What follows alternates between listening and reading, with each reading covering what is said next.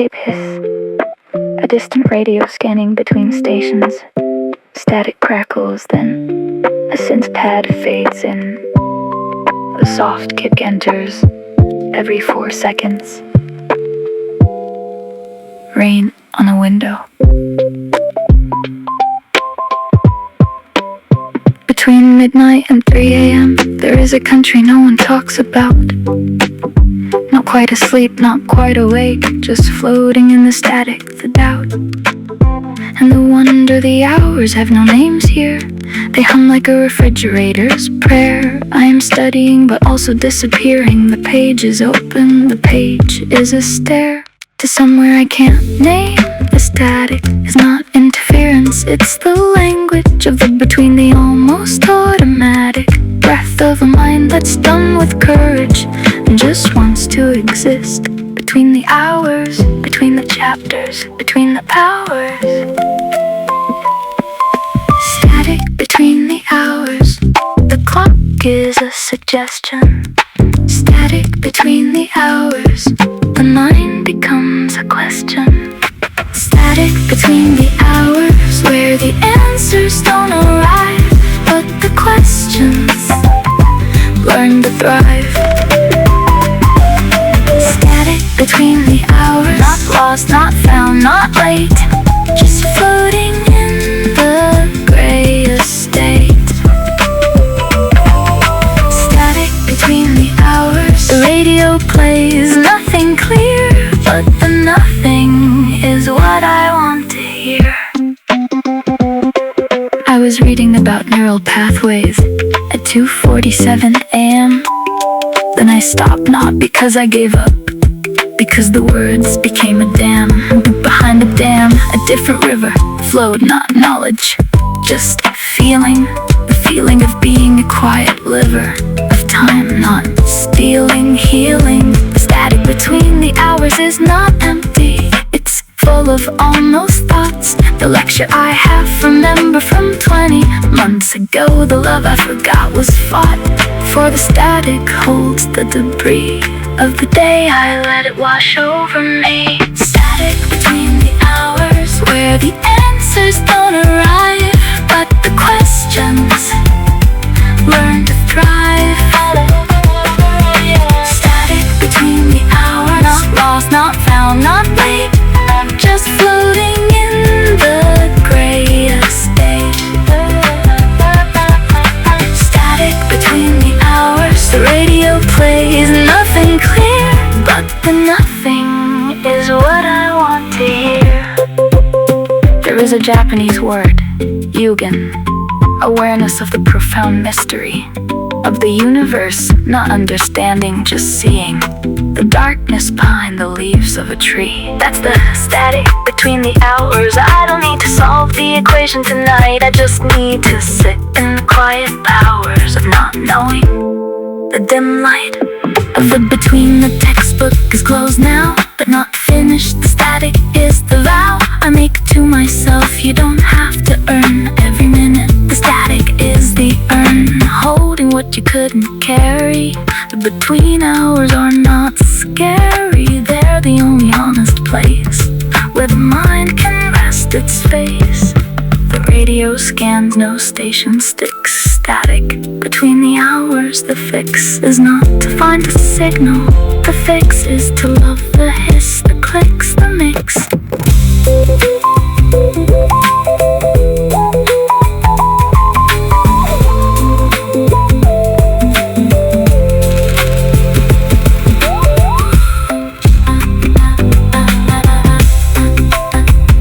The clock says 3:14 now. I don't remember the last 20 minutes. I was somewhere between the hours. Static, not a problem to solve, a place to live. Between the chapters of my life, between the studying and the forgetting, between the gray and the meaning. Static between the hours. I set down my pen. The radio plays nothing, and nothing is exactly what I needed. Static between beat the hours. Static between the hours.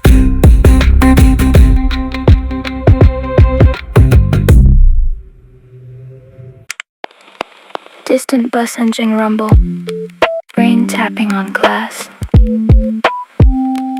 A soft piano bus door closing, then a deep breath.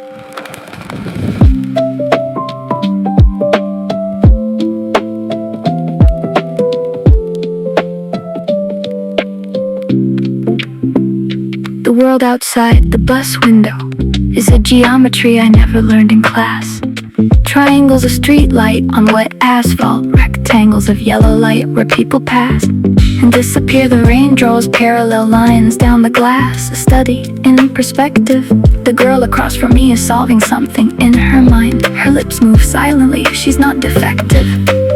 She's just somewhere else like me. The bus window is a screen between where I am and where I need to be. The geometry of the seen and unseen. The buildings tilt, the stop signs blur. The bus window geometry is a soft referral to a kind of learning that doesn't occur in textbooks. It's the visual murmur.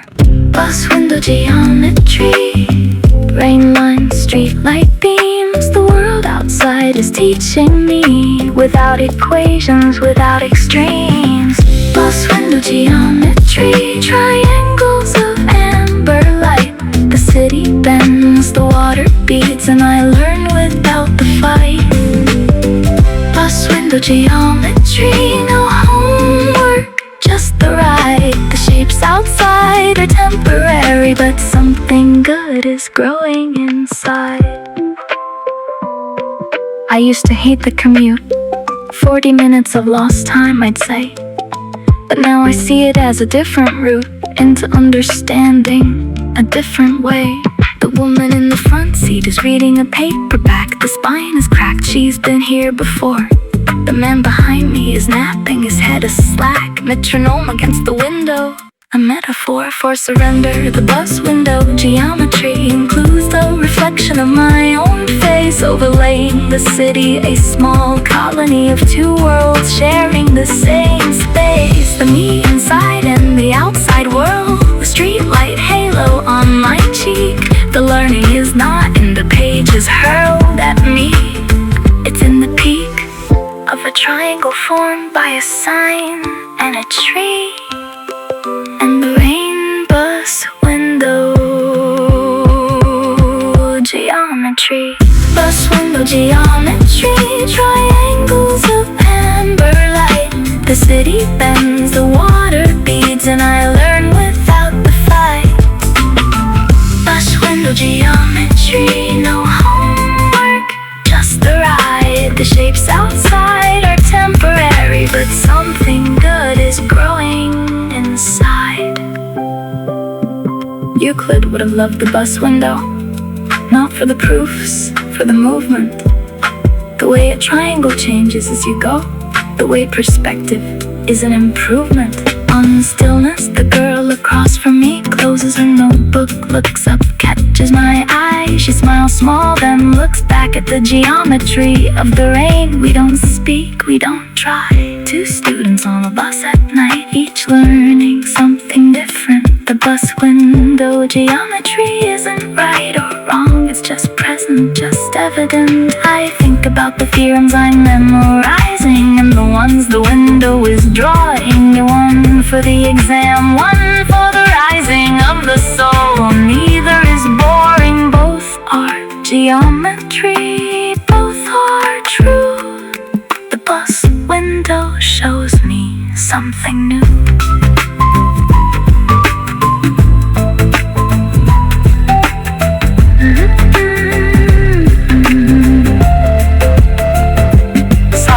Piano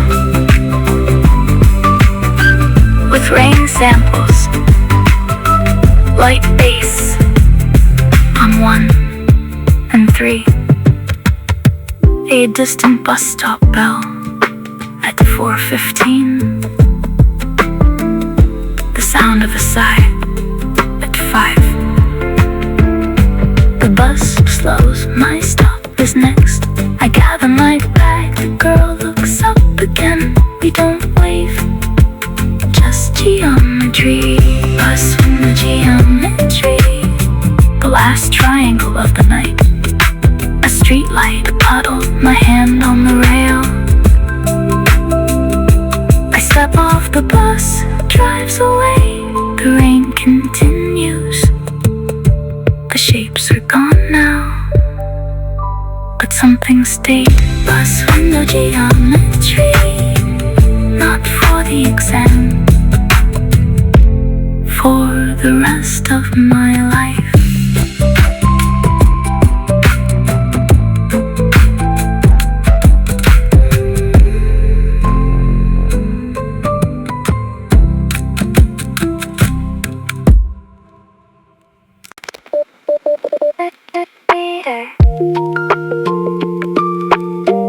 Distant classroom ambience. A projector hum. A chair creak. A soft cough. A professor's voice. The chalk dust. The way he said, therefore. And I remember being there. A lecture I almost remember is still a lecture. Still a gift. I was sitting in the 3rd row, second seat from the window. The professor was talking about something I should remember, but I don't. Just the glow of the afternoon light on his shoulder, the chalk dust floating like slow snow. The way his voice would get softer and older when he said a name I didn't know.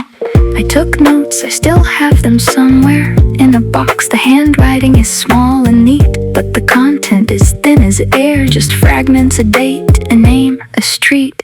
He mentioned once a philosopher's birthplace. That's what I wrote down, not the idea, just the birthplace. My brain was a different space. That semester I was full of fear and diarrhea of thoughts, not his fault, mine. The lecture I almost remember is a line between what mattered and what I could hold. The professor's tie was green, the room was cold. A lecture I almost remember, like a dream at 4 p.m. The shape is there but not the member, just the ghost of the theorem. A lecture I almost remember, the words are gone, the feeling stays, like smoke in late November, or the light on winter days. A lecture I almost remember, the professor's hands, the chalk, the dust, not the content, just the trust that something entered, then it must have left, but left a trace. A lecture I almost remember is a half-remembered face.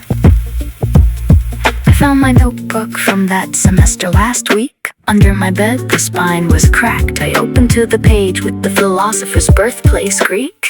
I think the rest of the page was black, with frantic handwriting that made no sense. Diagrams that didn't connect, arrows pointing nowhere, evidence of a mind trying to collect everything but collecting nothing. The lecture I almost remember is not a failure, it's a doorway. The professor was saying something about presence, about endurance. I closed the notebook, didn't reread. The point isn't to recover the loss, the point is to forgive the need for total recall. The frost of forgetting is also a teacher. The lecture I almost remember is a creature of the in-between, not gone, not here, just breathing somewhere near. A lecture I almost remember, the words are gone, the feeling stays, like smoke in late November, or the light on winter days. A lecture I almost remember, the professor's hands, the chalk, the dust, not the content, just the trust that something entered, then it must have left, but left a trace. The lecture I almost remember is a half-remembered face. I think he was talking about Parmenides or Heraclitus, the river, the change. The one who said you can't step in the same river twice. That's fitting, because my memory is strange. And the lecture changed every time I almost remember it. The facts shift, the date moves, but the feeling is permanent. The feeling of being inside a groove of attention, not perfect, just present. The professor looked at me once directly. I was zoning out, he didn't resent it. He just repeated the last sentence quietly. That's what I remember, the kindness, not the content. The classroom's blindness to my distraction. He saw me, kept going. A lecture I almost remember, still growing. In the dark soil of my almost mind, not lost, just the gentle kind of forgetting, the kind that leaves room for the important thing. The bloom of being there at all. The lecture I almost remember is a small warm ember.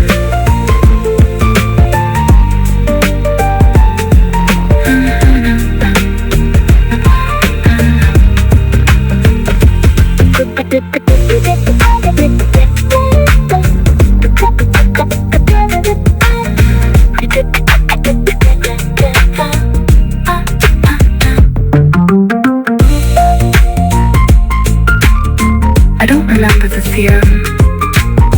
I don't remember the date. I don't remember the philosopher's full name. But I remember the light, the chalk dust, the way he said therefore. And I remember being there.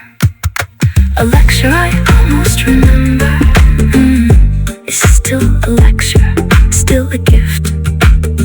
The almost is not empty, the almost is the door. I close my eyes, the professor is still talking somewhere in the static between the hours. A lecture I almost remember, almost remember.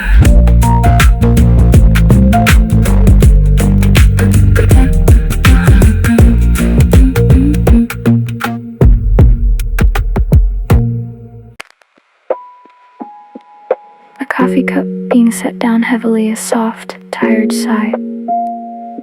A low synth pad, slightly detuned, a single kick every 4 seconds. The sound of a heartbeat slowing, and a cymbal crash. Soft, distant. The 5th cup was a mistake. I knew it at 2 a.m., but I kept going for goodness sake. The caffeine was my only friend. Now it's leaving, the exit wound is behind my eyes, a dull throb. The energy is a pop balloon. The focus is a broken knob. I can't turn it, the text is swimming. The letters are fish in a dark tank. The caffeine high was a false brimming. Now the low is honest blank. Caffeine exit wound. The rush is gone, the crash has come. The brain is a tired humming drum. Caffeine exit wound. The body's bill is due. Caffeine exit wound. The sharp awake is now a dull ache. The pages blur, the hands shake. Caffeine exit wound. I borrowed energy from tomorrow. Now tomorrow is here, and the interest is sorrow. Caffeine exit wound. The fear of not finishing, of fading out. The exit wound leaves nothing but doubt. At 11 p.m. I was a god, typing, highlighting, solving. At 3 a.m. I'm a clod of tired earth, involuting into myself. The coffee mug is empty. The grounds at the bottom look like dirt. Not the good kind, the kind that sent me a bill. I pay it, now it hurts. The exit wound is not dramatic. No blood, just absence, the lack of the fire I borrowed. The static is louder now. I can't go back to the alertness. I can only sit in the crate of the caffeine hit. Was a lone shark, now the interest is due. Caffeine exit wound, I'm through. Caffeine exit wound. The sharp awakes, now a dull ache. The pages blur, the hands shake. Caffeine exit wound. I borrowed energy from tomorrow. Now tomorrow is here, and the interest is sorrow. Caffeine exit wound. The fear of not finishing, of fading out. The exit wound leaves nothing but doubt. There's a science to this, I know. Adenosine receptors, the crash is real. But knowing the science doesn't slow the spinning room. The way I feel, like a ghost of the person who studied 2 hours ago. That person is gone. The caffeine left, the exit wound is muddy and cold. I'm sitting alone. At my desk, the lamp is still on, but the light looks different now. Then the caffeine exit wound has dawned, and I don't remember how to study without the crutch. But here I am, the quiet is too much, and not enough. The exit wound is a classroom. I'm the student tuned to a frequency of fatigue. The caffeine exit wound is a strange league, where the only lesson is stop borrowing what you can't repay. Morning is coming. The crash is complete. I close the book, admit defeat.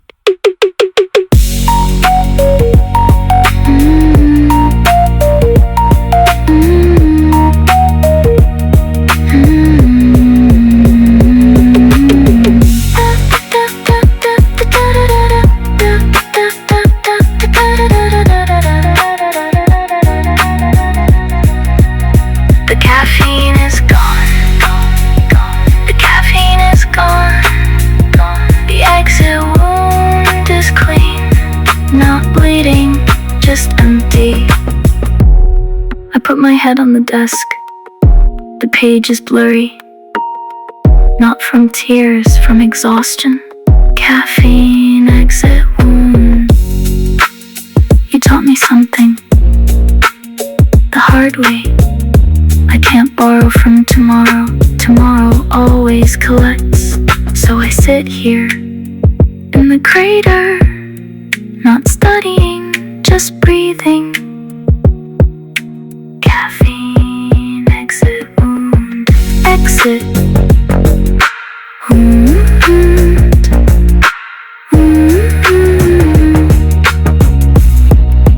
Exit wound. A slow, deep breath and a longer exhale. A soft piano plays a single chord held. A heartbeat sample. Slow, steady. Ambient pad fades in like fog.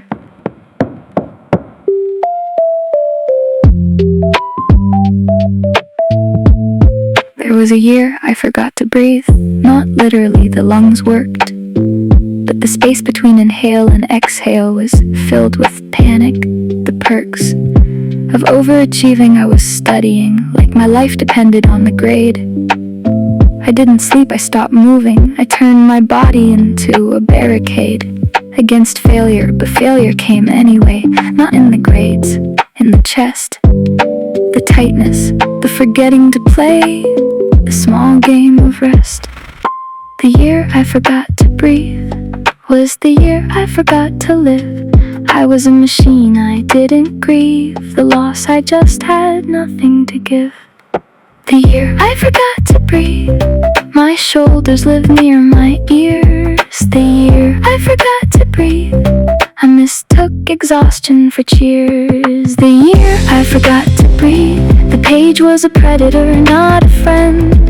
The year I forgot to breathe, I thought the pressure would never end, but the lungs remember what the mind forgets. The year I forgot to breathe, is over now, the debt is met. I inhale, I exhale, I receive. I remember sitting in the library at 2 a.m., my chest so tight. I thought I was dying. My theory was that if I stopped, I'd lose the fight. But the fight was the problem, not the solution. The forgetting to breathe was a slow kind of embolism of the soul. I couldn't weave between the demands. I just kept going like a car with no oil, no care. The year I forgot to breathe, the showing up was there, but the air wasn't there in my lungs. Not really, just shallow sips, enough to stay conscious, not enough to live. The year I forgot to breathe, the grips of anxiety were a sieve that drained me. Now I sit at the same desk but differently. I breathe first, then I write a bit. The year I forgot to breathe taught me. The year I forgot to breathe, the page was a predator, not a friend. The year I forgot to breathe, I thought the pressure would never end. But the lungs remember what the mind forgets. The year I forgot to breathe is over now, the debt is met. I inhale, I exhale, I receive. The therapist asked me, when did you last take a breath?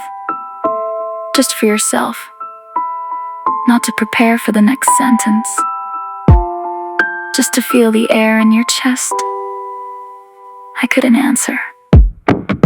The year I forgot to breathe was silent on the outside, but inside, screaming I was studying death without knowing it. Not physical death, the death of dreaming of ease, the death of the small pause between the paragraphs, between the cause and the effect. I was a machine without a flaw, except the flaw was that I forgot the laws of biology. You need air, you need space between the inhale and the next task. The year I forgot to breathe, the face in the mirror looked like a mask. Now I stop mid-sentence, mid-panic. I breathe 5 seconds in, 5 out. The year I forgot to breathe was a clinic in what not to do. The doubt is still there, but the breath is deeper. The year I forgot to breathe, the reaper of joy, I buried it. Now I sit at my desk and I breathe just a bit.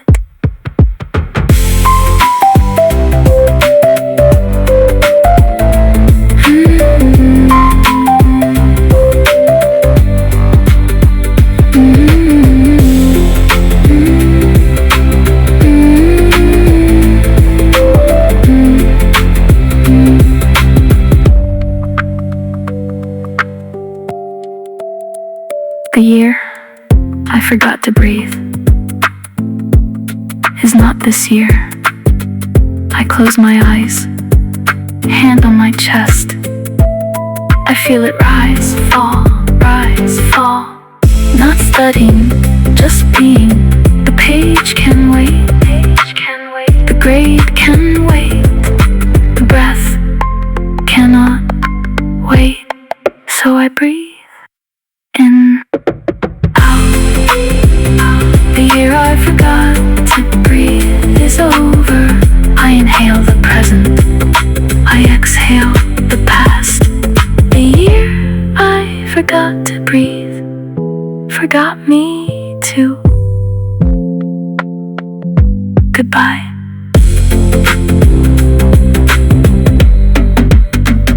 Goodbye.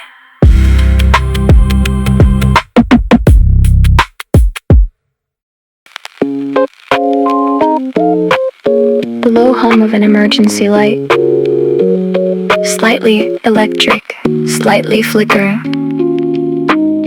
A distant thunder, rumble, soft piano. A breath, then silence between notes. The power went out at 11:47. The library plunged into dark, but the emergency lights blinked on a heaven of greenish glow, a small strange spark. The fluorescence died, the exit signs became the only stars.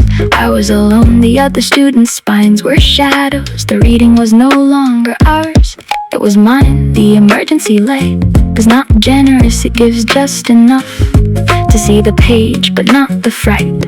Outside, the glow is rough and green like a hospital hallway, but I keep reading. The chapter on entropy feels appropriate. The decay of order, the small emergency of studying. When the world goes dark, the emergency light is a question mark. Studying by emergency light, the exit signs are the only guide. The power's gone, but the page is bright enough I stay inside.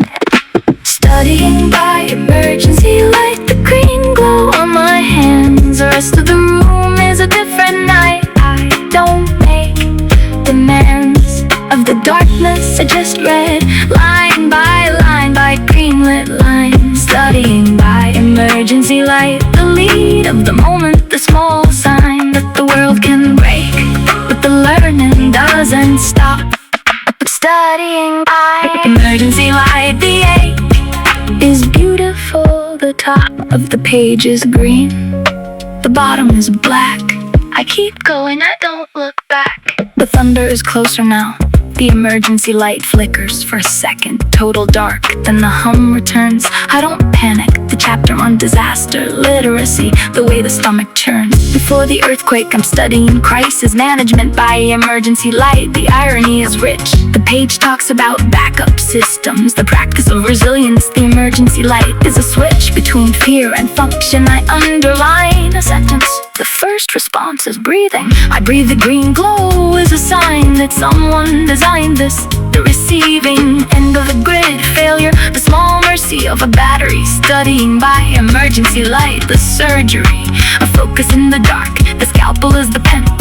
I write a note, remember this again. Studying by emergency light, the green glow on my hands. The rest of the room is a different night. I don't make demands of the darkness. I just read line by green-lit lines. Studying by emergency light, the lead of the moment, the small sign that the world can break, but the learning doesn't stop.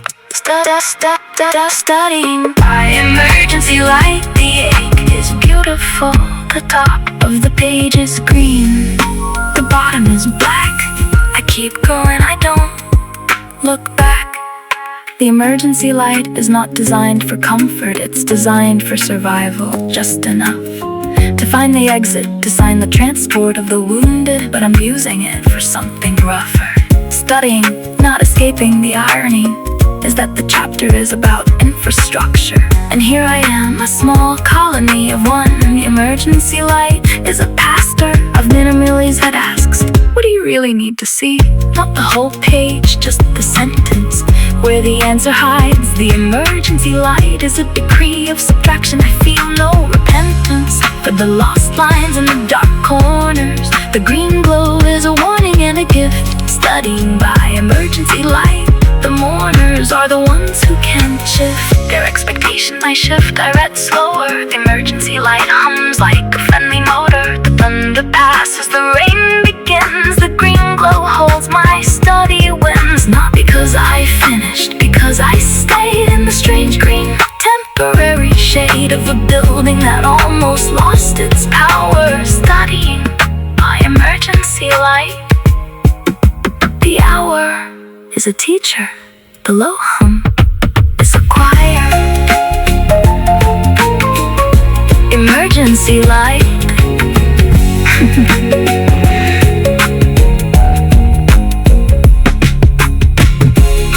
Emergency light.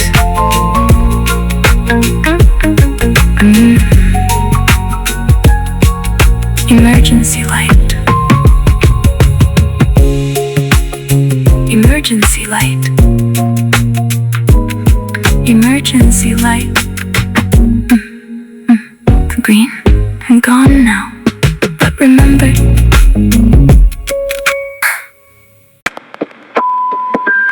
A pen is scratching on paper, then stopping suddenly. Rhodes' piano plays a chord, leaves it hanging. The soft breath vinyl crackle. The sound of a word left uncompleted.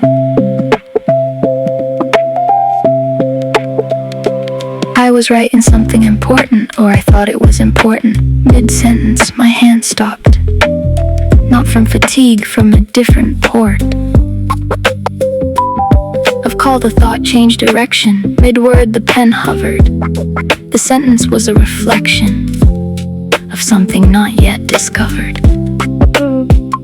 I left it there, half-finished. The verb without its object, the clause without its syndicate. The period, not yet perfect. Half-finished sentence on the page, like a bridge that stops before the other side. Not failure, just a stage where the thought decided to hide. Half-finished sentence.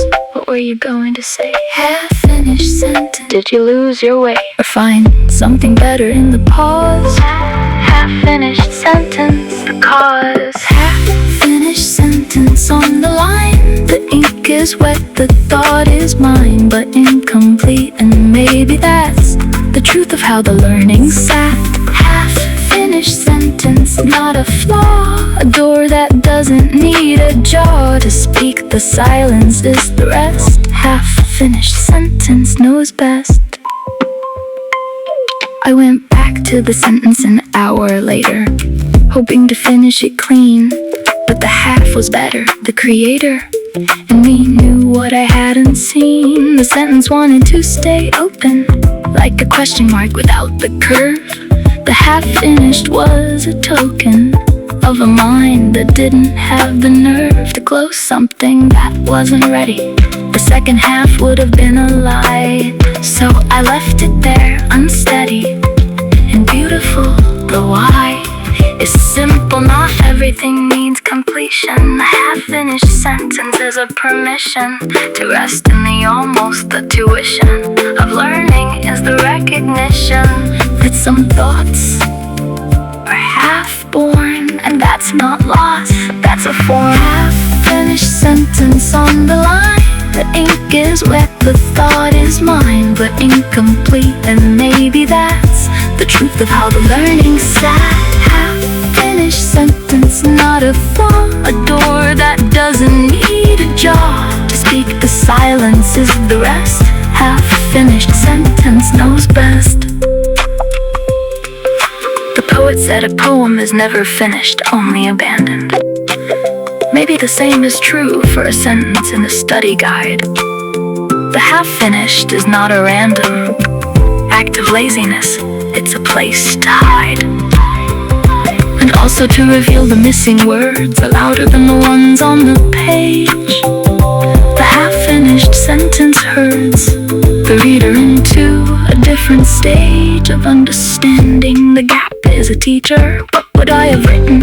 Something neat, unforgettable, but the half-finished feature is the opposite of defeat. It's a surrender to the unknown. The sentence stopped because the thought had grown in a direction I couldn't follow yet, so I left the net. Open the half-finished sentence is a bet that the rest will come later, or not.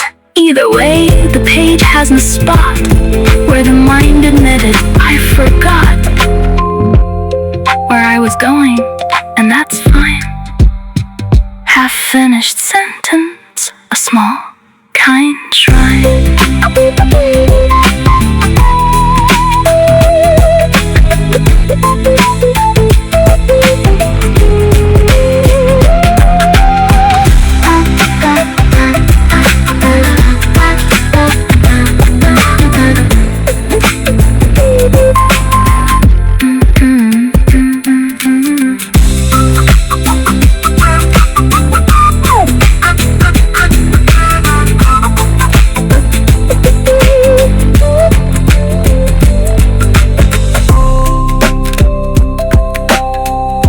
Close the notebook.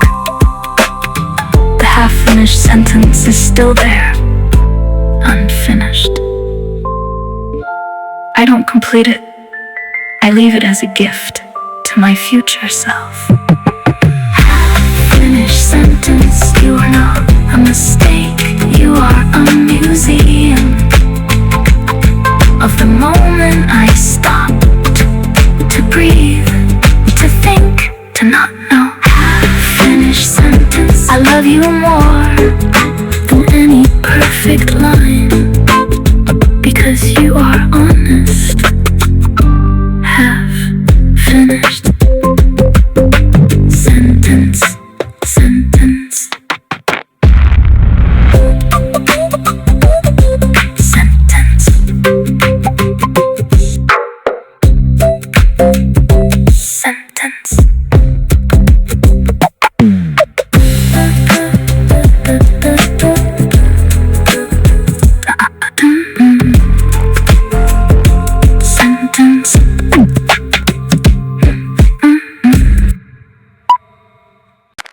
Distant, muffled bass, thump thump through a wall. A soft synth pad tries to coexist. Vinyl crackly sigh. The bass continues, softened but present.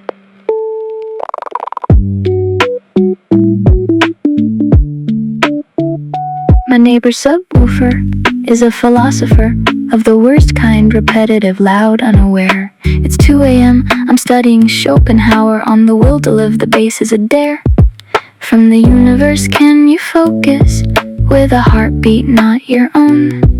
Punching through the drywall, the locus of control is a monotone of thump, thump, thump, attenuated through the plaster, not loud enough to call the cops, just enough to be hated, and then accepted the stuff of late night study in a cheap apartment. The subwoofer is a roommate I never wanted, but here we are. I adjust, I recant my anger. The bass becomes a mantra blunted. My neighbor's subwoofer, the wall is thin, the bass is thick.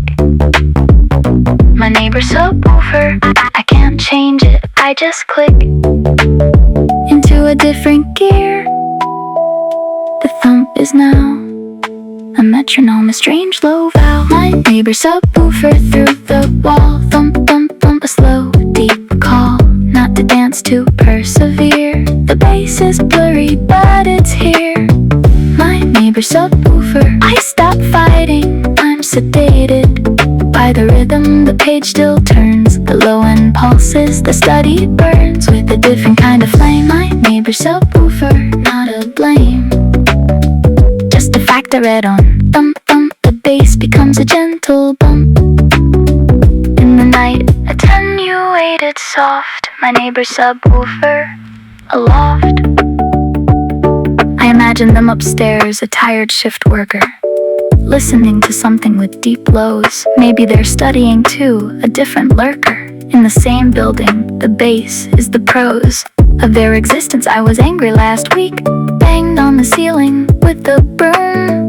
They turned it down and turned it back. The streak of silence was a small, sad tune. Honestly, I missed it. The thump, thump, thump became a friend, a predictable heartbeat of the building. The subwoofer's bump is now my study's backbeat. Not neat, but real. I underline a paragraph about stoicism. The bass is my test. Can I focus anyway? The answer is yes. The subwoofer's schism is now a bridge I study. I sway slightly in my chair.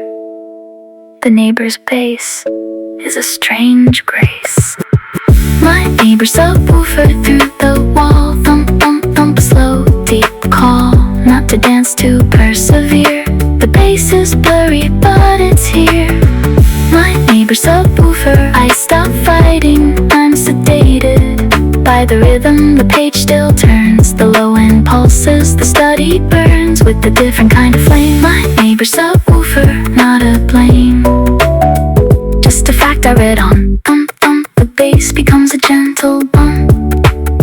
The psychologist said, what you resist persists. So I stopped resisting. The subwoofer is not an enemy, it's a persistent reminder that I'm not the ruler of the universe. The neighbor has a life with bass, I have a life with books. The thump, thump, thump is not a knife, it's a texture, the way the nooks of this old building hold sound and release it, attenuated into my room. The subwoofer is the background of my study, a low, deep boom of someone someone else's joy, I imagine them smiling. At the drop I smile too, not ironic, just tired enough to stop the filing of complaints. The bass is a chronic condition, I treat it with acceptance. My neighbor's subwoofer an entrance into a different kind of focus, the kind that includes the world outside your mind. My neighbor's subwoofer attenuated, accepted.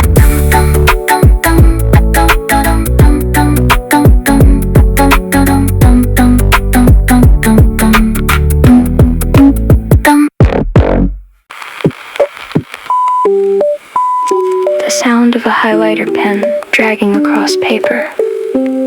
Soft Rhodes piano plays a warm, slightly sad chord. A page rustle, a breath, final crackle.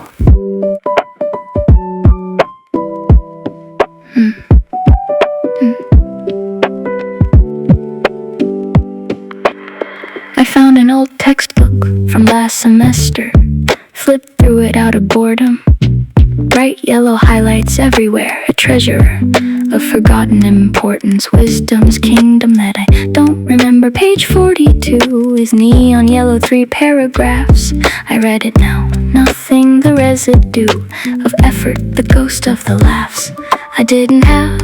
I was so sure that highlighting meant remembering, but the yellow is just a color, the lure of control. The highlighter was a fling with the illusion of mastery. I don't know what I highlighted, the words are there, but the memory is snow on a warm day, thin air. Forgotten highlight, neon yellow ghost. You promised you'd help me, but you helped the most in the moment. Now you're just a stain on the page of trust I placed in a plastic pen.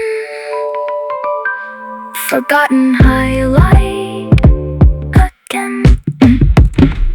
Forgotten highlight on the page, bright yellow, evidence of a different age. When I thought color meant concrete, now the words are strangers on the street. Forgotten highlight, did I even read or just decorate my need to feel productive? The yellow screams, but the memory never dreams.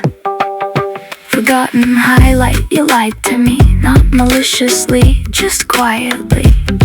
I trusted you to hold the thought, but the thought was never caught. There's a highlight on page 87 that says in the margin, this is the answer. In my own handwriting, a heaven of confidence. I read it now, the cancer of doubt creeps in. The answer means nothing to me today. The exam is over. The grade is posted, the highlighting's offering is a museum of a soldier who fought a battle and forgot the strategy, but remembered to highlight. The yellow is a diary of my past self, frantic, short, mistaken that the act of marking was a taking of possession. Now I know highlighting is not learning, it's just sliding. A small fire that burns out fast. The forgotten highlight, the vast graveyard of intentions. I close the book, not angry, just a different look. Forgotten highlight on the page, bright yellow, evidence of a different age. When I thought color meant concrete, now the words are strangers on the street. Forgotten highlight, did I even read or just decorate my need to feel productive? The yellow screams, but the memory never dreams. Learning scientists call it fluency illusion, the feeling that because it's highlighted, you know it, but the brain is a lazy diffusion. The yellow is a counterfeit. The poet in me says the forgotten highlight is a tomb of good intentions, but the kinder voice says the highlight was a bloom in the moment. The choice to mark was a promise to return, and you didn't. That's not a crime.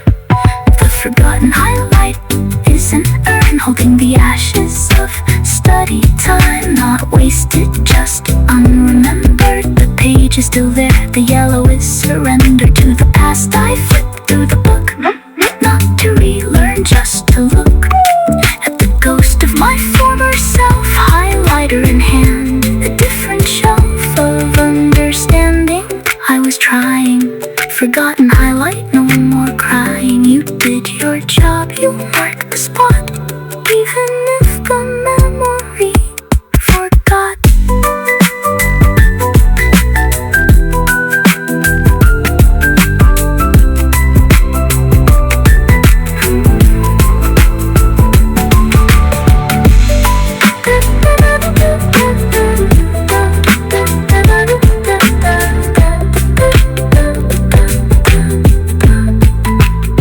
I closed the old textbook, put it back on the shelf. The yellow highlights glow faintly. Forgotten highlight. You are not a failure. You are a fossil of who I was, trying to become who I am. The gap between is yellow. I take out a new highlighter. Same color, same hope. Maybe this time will be different, maybe not. Either way, forgotten highlight. I forgive you, I forgive me. Forgotten highlight, highlight.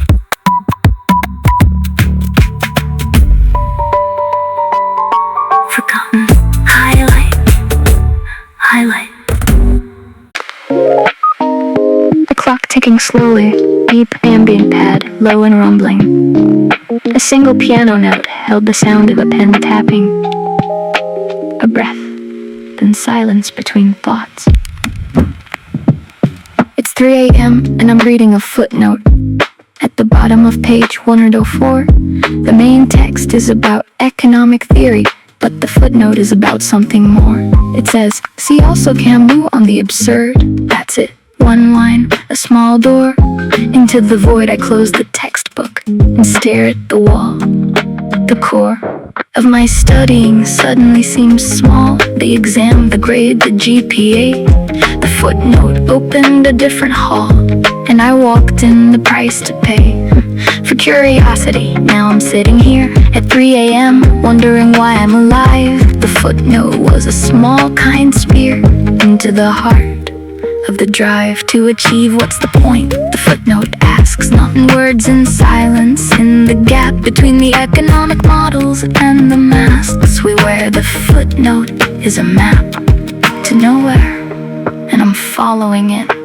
3 a.m. existential footnote. You ruined my study session, but you also gave me something, a different kind of lesson, the kind that doesn't appear on the test. 3 a.m. existential footnote. You know best. 3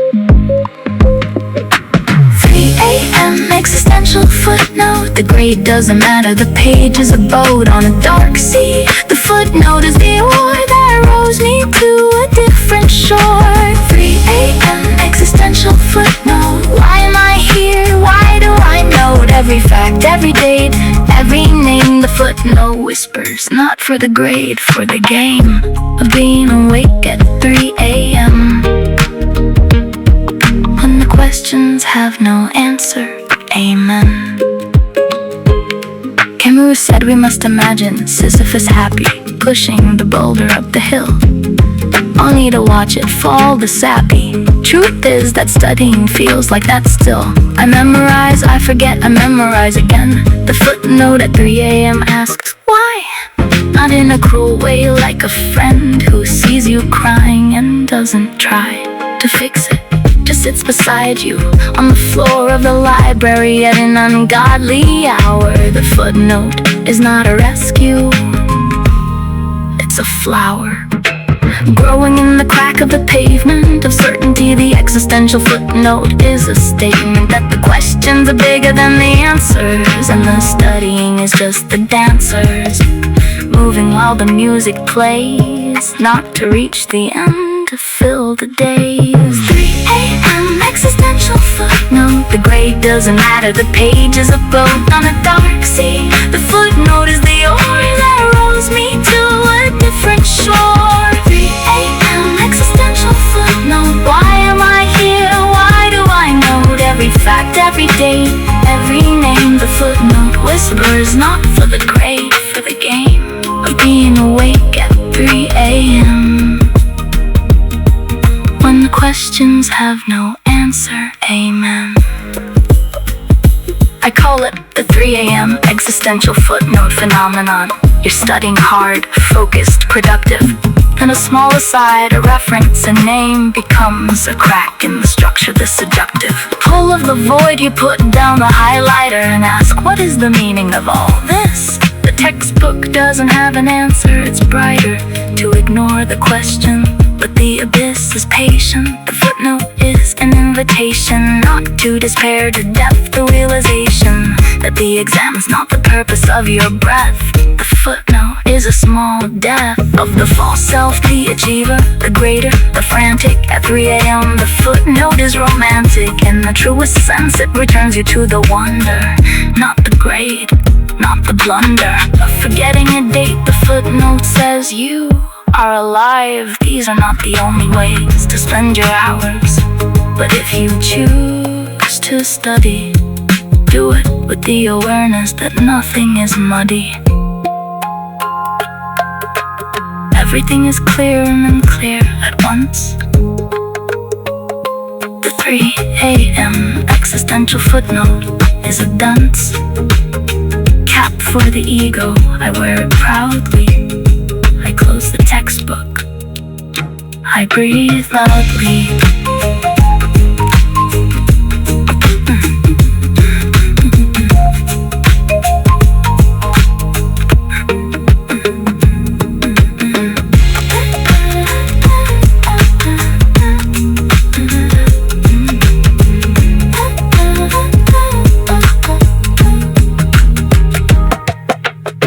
It's 3:47 now. I haven't studied for 40 minutes. I've just been sitting with the footnote, the existential one, the one that asks, what will be on the test? But why does the test exist? Why do I exist? And the footnote doesn't answer. It just stays at the bottom of the page, a small permanent question mark. 3 a.m. existential footnote. I will fail some exams, I will pass some, but tonight you passed me into a different kind of learning. Thank you, footnote, for the crack, for the light. 3 a.m. existential footnote. Existential footnote. AM.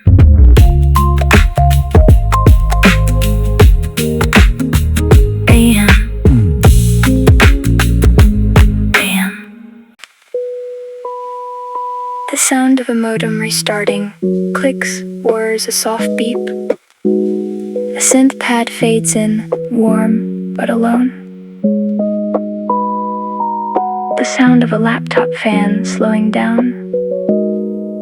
A breath. Then the silence. The Wi-Fi dropped at 1:47 in the middle of a video lecture. The professor's face froze, then heaven became a spinning wheel, a stricture of modern studying. I stared at the screen, waiting for the bars to return, but the router blinked red, mean and indifferent. The lesson would not be learned. Through the internet tonight I sighed, clicked refresh, nothing. The page was a white void, I almost cried. Then I stopped. The outage was a cage, but also a key. No more tabs, no more search, just me and the book, the church of offline study. The Wi-Fi drop was a gift, disguised as a rift. The hour the Wi-Fi drops, the spinning wheel, the video stops. The hour the Wi-Fi drops, the screen goes gray, the pressure pops. The hour the Wi-Fi drops. No more notifications, no more clocks. Just the page and me and the quiet. The offline is a small, brave riot against the noise. The hour the Wi-Fi drops. The laptop cools, the panic stops. I open the book I forgot I own. The Wi-Fi drop has dethroned the king of distraction. Long live the page. The hour the Wi-Fi drops is a stage where real studying can finally start. No router, no buffer, just heart.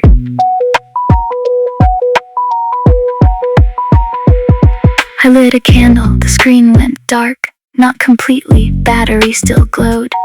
But the internet was a dead arc, and I was Noah on a different road. I opened the textbook, the paper smelled like a library. I had forgotten how good it feels to be compelled by ink, not pixels, the cotton of the page under my fingers. The Wi-Fi drop was a return to something real. The memory lingers of the hour I stopped trying to learn through a wire. The professor's frozen face was a permission. I'd close the laptop, open my notebook to an empty space, and root. The Wi-Fi drop was the top of a new beginning. No tabs, no search, just the desk, the lamp, the church of analog. I underlined a sentence by hand. The Wi-Fi drop, I finally understand. The hour the Wi-Fi drops. No more notifications, no more clocks. Just the page and me and the quiet.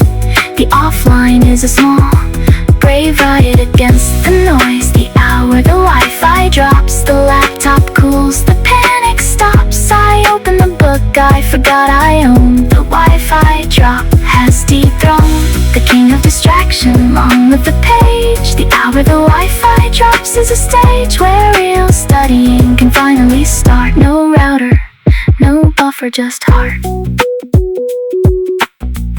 The router is still blinking red in the corner, a small, frantic heart. But I've stopped watching it. The mourner of connectivity is my former art. Now I sit in the static between connections. The hour that Wi-Fi drops is a lesson in scarcity. The internet is a drug, and the withdrawal is a hug. From reality I look up at the ceiling. The crack in the plaster looks like a map of somewhere I've never been. The feeling is strange. The Wi-Fi drop is a trap for the anxious mind, but I've escaped into the physical. The page is shaped like a friend I read slowly. The Wi-Fi can come back, but it won't know me the same. The hour of disconnection is an election. For a different kind of focus I vote. For the desk, the lamp, the note. I write by hand. The Wi-Fi is asleep or dead. Either way, the deep is deeper. Now I hear the rain. The Wi-Fi drop is not a pain, it's a planet I've landed on. No signal, just the small, honest ripple of a mind that remembers how to be alone. The Wi-Fi drop has brought me home.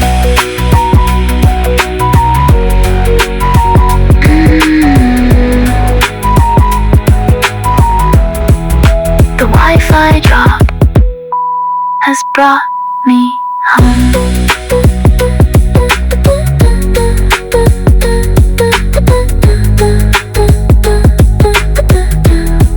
No percussion, a page turning, a deep breath at 4:30. The sound of rain on a window at 5. The Wi-Fi comes back at 2:33. The router blinks green. I don't turn it back on, not yet. The hour the Wi-Fi drops is still happening inside me. I keep the book open, the laptop closed, the candle burning. The internet can wait, the page cannot. The hour the Wi-Fi drops has become a choice, not an accident. I choose it again and again until the battery dies. The hour the Wi-Fi drops, drops, drops, drops, drops.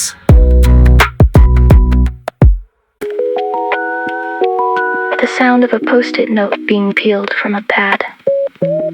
Soft acoustic guitar plays a warm, simple melody. A sticky note being pressed onto a laptop screen. A breath, vinyl crackle. My desk is a garden of yellow squares, each one a small philosophy. Remember to breathe, one declares, finish the introduction by 3. Another says you are not your grade. A third, call your mother tomorrow. The post-it notes are the parade of my better self, the sorrow of forgetting is held at bay by 3 inches of adhesive paper.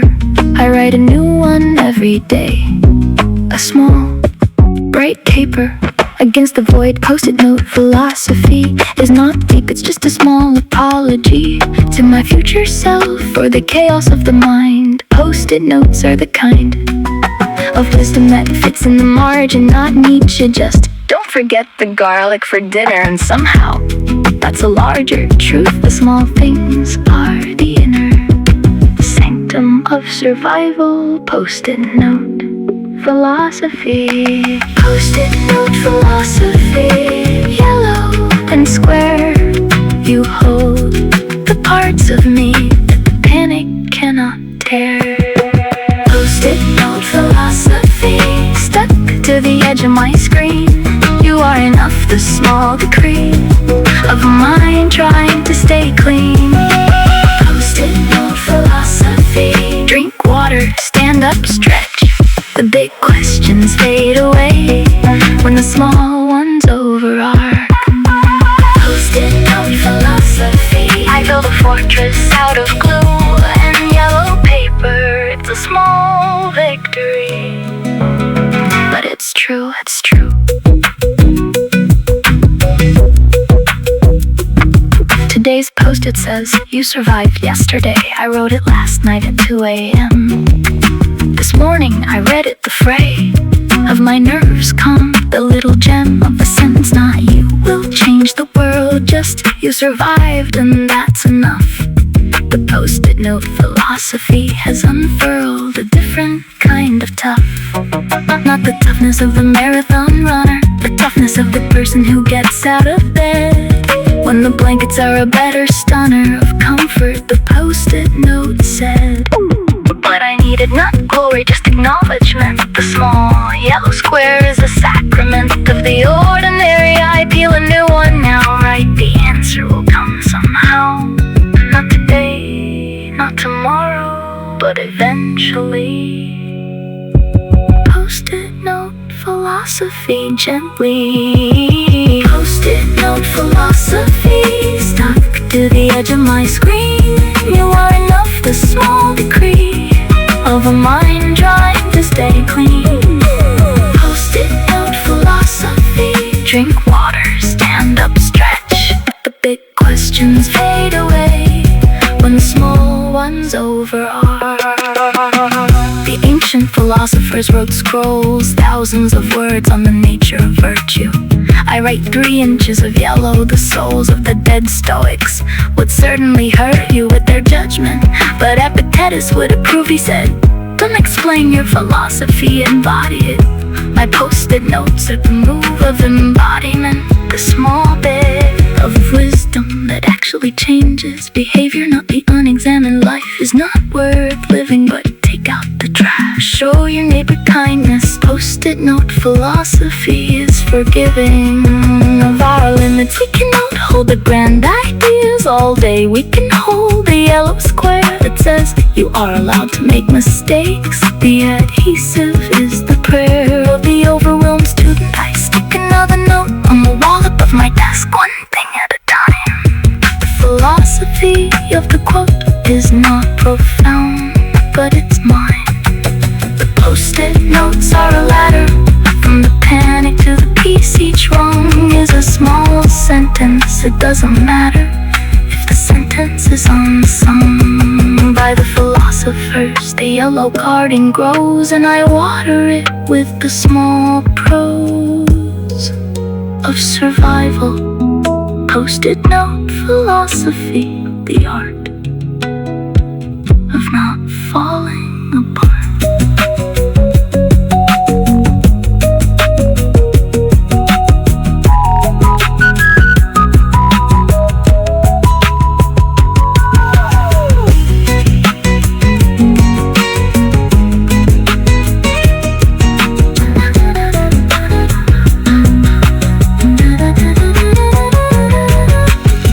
My desk, 47 yellow squares, some are years old. Don't forget, you are loved. Finish the reading, call the dentist. The small and the large, the trivial and the sacred, all in the same 3-inch paper. Post-it note philosophy is not about the notes, it's about the noticing. Reminders to be human. I peel a fresh one, right? This is enough. Stick it on my laptop. The adhesive holds. So do I. Post-it note philosophy. Yellow square. True. True.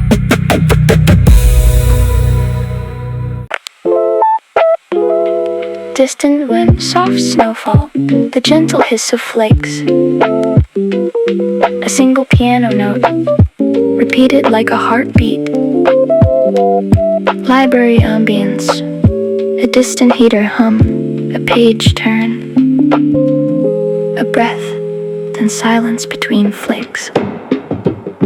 I didn't notice it at first, too busy with the textbook. Then I looked up at the window, the world was different. The hook of the ordinary had released. Snow was falling, not hard, just steady. On the library roof, the beast of winter had arrived already.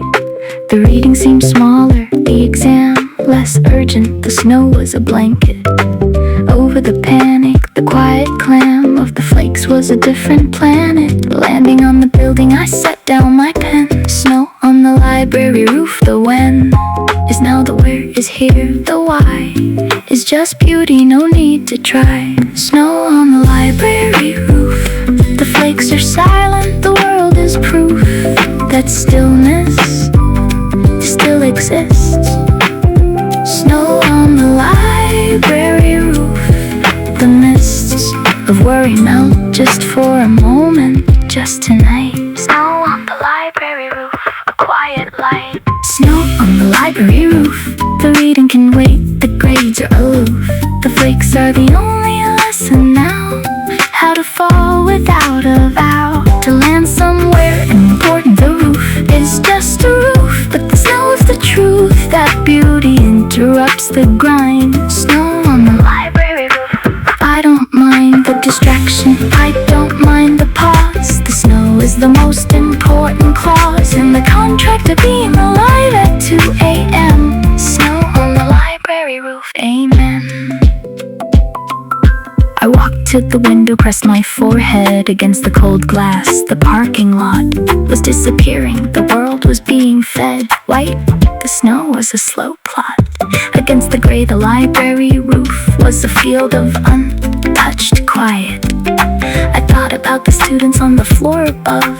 They didn't know the riot of their studying continued, but I knew the snow was the real exam. Could I stop the highlight, the underline, the cue cards? Could I let the flake crop the anxiety? The answer was yes. Snow on the library roof was a yes to the present, to the beautiful interruption.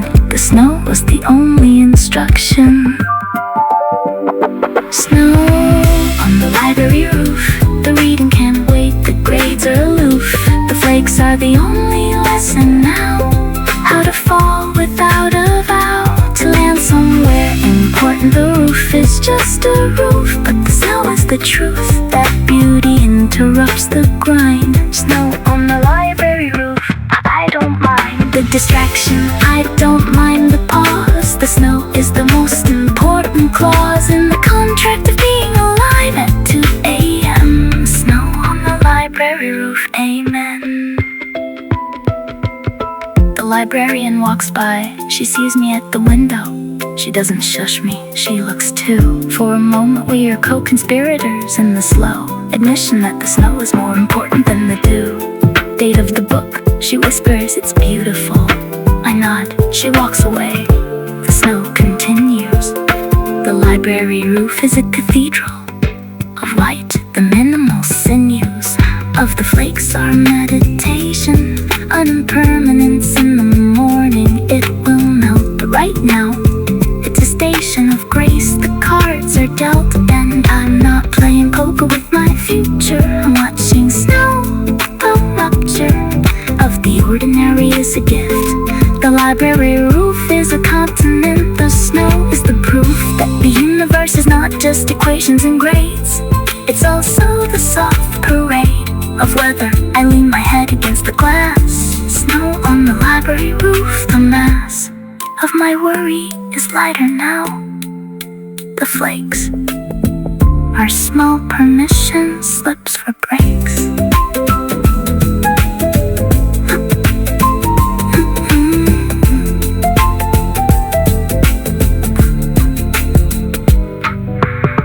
Soft piano, the snowfall settles.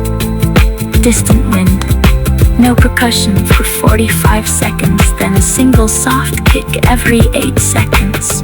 A page turning slowly at 4:30, a breath at 5:15.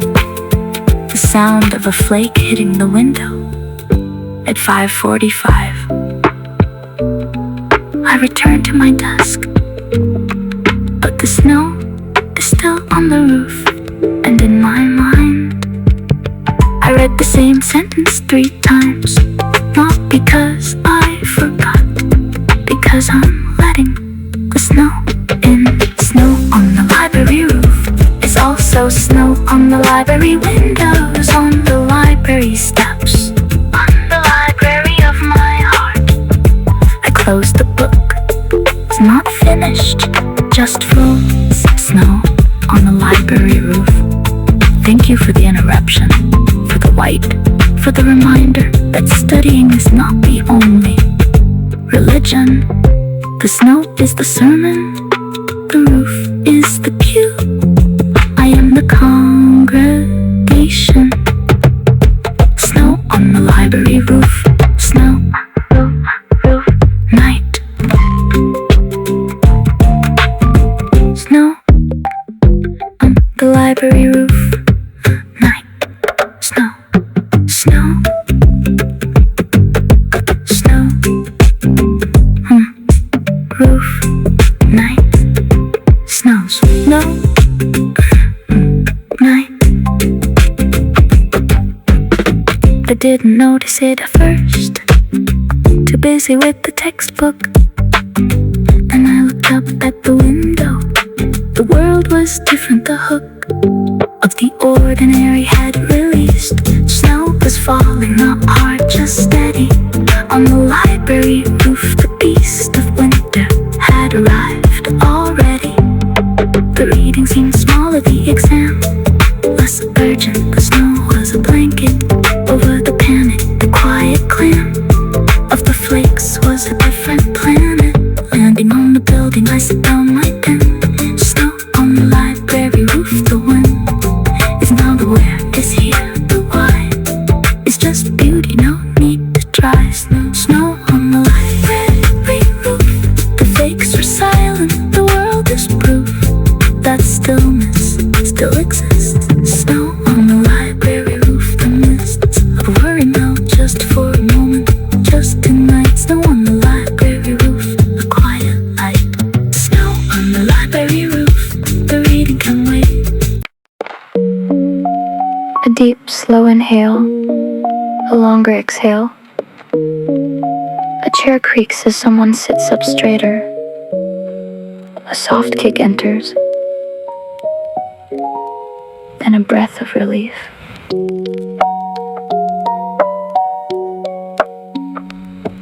I was fading at 2 a.m. The letters were doing a slow dance. Off the page, the caffeine's end was a dull ache, no second chance. I thought that something shifted, not a jolt, not a lightning bolt, just a small kind rift. In the exhaustion, the revolt of the body, no, the surrender to a different gear. I sat up straighter, breathed in the ember. Focus wasn't dead, it was greater. In its smallness, a second wind, but make it soft, not the roar of the first hour. Just a pin, but steady flame. The door opened again, not wide, just a crack. Second wind, but make it soft. I'm back. Second wind, but make it soft. No explosions, just the loft of a tired bird finding air. Second wind, a quiet prayer. Second wind, but make it soft. The first wind was loud and lost itself in fury. This one knows that soft is how the focus grows. Second wind, but make it slow. Not a sprint, just a low and steady hum. The page is clear, not because I fought, because I'm here. Softly, gently, second wind, the kind that lets the learning in without a battle, without a bruise. Second wind, the gentle muse. I pushed too hard, hour one, caffeinated, frantic, fast. Now the second wind has come, not to beat the first to last. Longer, slower, kinder the text that looked like hieroglyphics at 1 a.m. Now reads like English, the context is clear. Not because I'm a gem of intellect, because I stopped fighting the fatigue. I honored it, then I asked for a little more. The lighting of the second wind is a task that requires surrender. I surrender the pages, friend, not foe. The tender energy is better than the bombastic first push. Second wind, the plastic of my mind is malleable, now soft. I highlight one sentence, that's enough. Second wind, but make it soft. Second wind, but make it soft. The first wind was loud and lost itself in fury. This one knows that soft is how the focus grows. Second wind, but make it slow. Not a sprint, just a low and steady hum. The page is clear, not because I fought, because I'm here. Softly, gently, second wind, the kind that lets the learning in without a battle, without a bruise. Second wind, the gentle muse. The athletes talk about the second wind, a physiological mystery. The body says no more. Then something opens, not a sin, to rest into it. The core of energy reforms, but my second wind is not for running, it's for sitting still, but differently. The pin, but present focus, the knitting of attention back together. The first wind was a fire hose. This is a stream, soft enough to drink from. The rescent of the panic, the dream of studying without the desperation. The second wind is a quiet nation, where I am the only citizen, and the flag is a deep breath. No need to brag, I read the same paragraph for the fourth time. Not because I'm slow, because the climb is over. I'm already on the plateau. Second wind, the gentle glow. The coffee is cold, I don't reheat it. The second wind doesn't need a cheat, it needs acceptance. I accept, I read. Second wind, the soft seed. Soft seed.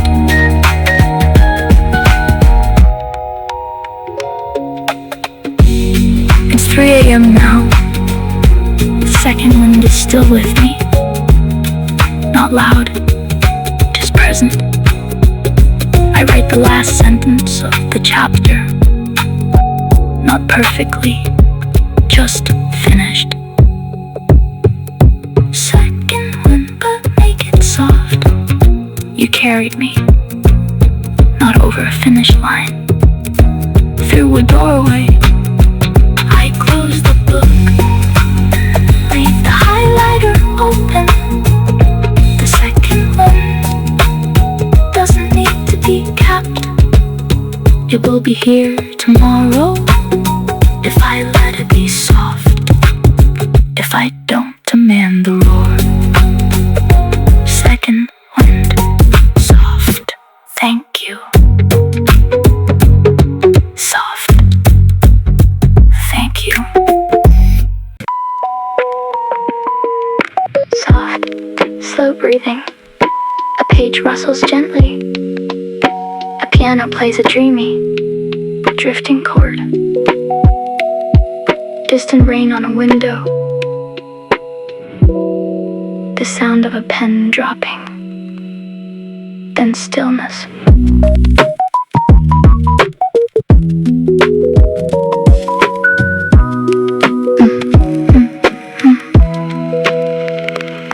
I didn't mean to fall asleep. The textbook was open to page 104. My head was heavy, the deep of exhaustion pulled me through a door into somewhere else, my cheek pressed against the margin notes I wrote. At 2 a.m. the words made less and more sense.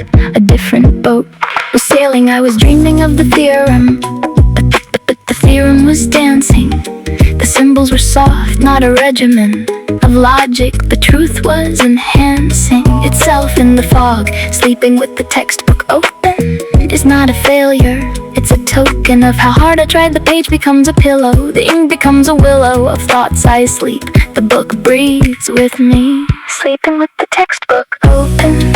The margin notes are soft and broken by my tired head, the chapter dreams. Sleeping with the textbook open, it seems. The learning continues underground, where the sleeping mind is found. Sleeping with the textbook open, the words seep in like rain, not through the eyes, through the soft unspoken hour of the sleeping brain. Sleeping with the textbook open, the page is warm, my breath is slow. The answer I was chasing when awake, the dream will show. Sleeping with the textbook open is not cheating, it's a different kind of study. The sleeping mind is the most open mind. I dreamed I was inside the chapter, walking between the sentences. The punctuation were small rafters holding up the ceiling of references. The professor's voice was a river flowing through the margins. I could touch the concepts, a sliver of understanding emerged. The bargains I needed with myself to stay awake were unnecessary. The sleep delivered what the caffeine could not make. The sleeping with the textbook open deliver of new insight was the dream itself. I woke up with my cheek still pressed to page 104. A different shelf of understanding. The test seemed smaller, the answer was there, not in the words in the air. Between them the sleep had filtered what the panic had tilted. Sleeping with the textbook open, the words seep in like rain, not through the eyes, through the soft unspoken hour of the sleeping brain. Sleeping with the textbook open, the page is warm, my breath is slow. The answer I was chasing when awake, the dream will show. The neuroscientists say the sleeping brain consolidates memory, replays the day and files it. The neurons chain works in the dark. The price to pay for staying awake is missing the filing session. Sleeping with the textbook open is a confession that I trust the night shift of my mind more than the grinding, anxious kind of studying I was doing. The page is still open when I wake. The words are not stolen by sleep, they're translated. I read the same line at 6 a.m. It shines differently. Sleep did what I could not. The answer was there, I just forgot to let the brain do its job. So now I sleep with the textbook open. The vow is not to fight the fatigue. The vow is to lie down gently. Allow the page to be a pillow, the dreams be a teacher. Sleeping with the textbook open. The feature is surrender. The margin note of my drool is not a failure, it's a jewel.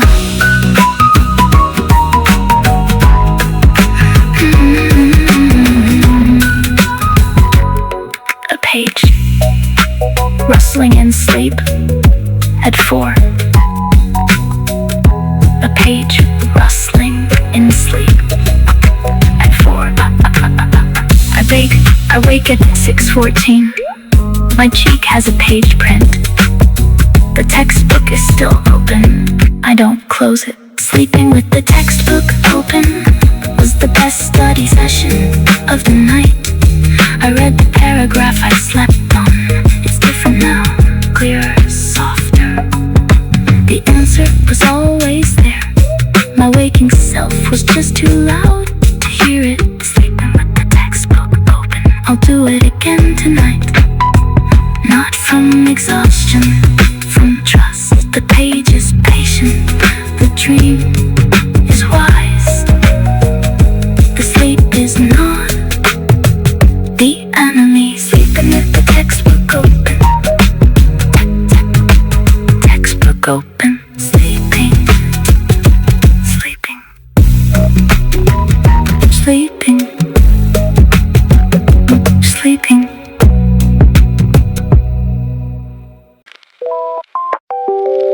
Tap ticking. The sound of a pen uncapping. Soft Rhodes piano plays a hesitant, searching chord.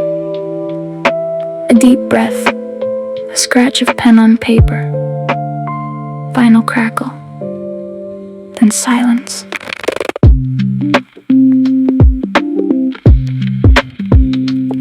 I was supposed to be writing an outline, but at 4 a.m., the outline became a confession. The thesis sentence was supposed to be about drought or economics. Instead, it became a profession of exhaustion. I wrote, the only thing I know for sure is that the coffee is cold and the lamp is warm. That was my thesis. The rest was a blur of half thoughts. The norm of academic writing disappeared into something truer. The thesis sentence I wrote at 4 a.m. was not for the professor, it was for the year of my life I spent trying to prove I was not a sham. The thesis sentence was a small flag of surrender. I wrote, learning is not the grade, it's the staying when you wanna drag yourself to bed. It's the quiet crusade of continuing. Not a thesis, a lifeline. The thesis sentence I wrote at 4 a.m. is not a thesis, it's a hem on the garment of the night.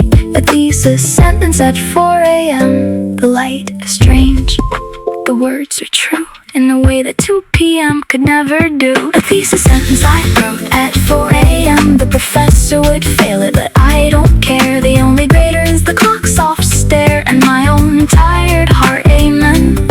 A thesis sentence I wrote at 4 a.m. No citations, no evidence, just me trying to say something honestly. Before the morning came, the stem of the argument is not logic, it's survival. A thesis sentence at 4 a.m. is a revival of the real, the fake is sleeping. The thesis sentence I wrote at 4 a.m. is keeping me alive.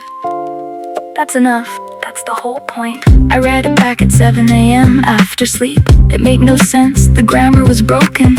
The argument was a heap of fragments, but the core was a token of something real. The lamp is warm was not a thesis, it was a fact.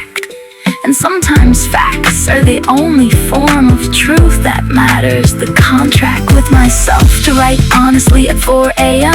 when the filters are down and the ego is thin. The thesis sentence I wrote at 4 a.m. was the truest thing I've written. The win was not academic, it was personal. The professor will never see it. The journal of my own soul has a new entry.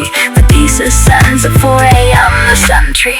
But the gate of the exhausted mind I wrote, the answer is not in the footnote, it's in the note you write to yourself when no one is watching. The thesis sentence I wrote at 4 a.m. not fetching a grade but fetching watching me from the ledge of perfectionism. I put down the pen. The edge of the bed was closer than the desk. The thesis sentence was grotesque and beautiful, like me at 4 a.m. A thesis sentence I wrote at 4 a.m. The professor would feel it, but I don't care. The only greater is the clock's soft stare and my own tired heart, amen. A thesis sentence I wrote at 4 a.m. No citations, no evidence, just me trying to say something honestly. Before the morning came, the stem of the argument is not logic, it's survival. A thesis sentence at 4 a.m. is a revival of the real, the fake is sleeping. The thesis sentence I wrote at 4 a.m. is keeping me alive. That's enough, that's the whole point. The famous thesis of history: E equals MC square, cogito ergo sum, the arc of the moral universe. Mine was: the coffee is cold and the lamp is warm, not a contender for the universe's first prize in philosophy, but it was mine. At 4 a.m. the bar is low and fine. The thesis sentence I wrote was a photograph of a moment, not an epitaph. For more intellect, a snapshot of survival. The clock ticked, the lamp hummed, the arrival of dawn was still an hour away.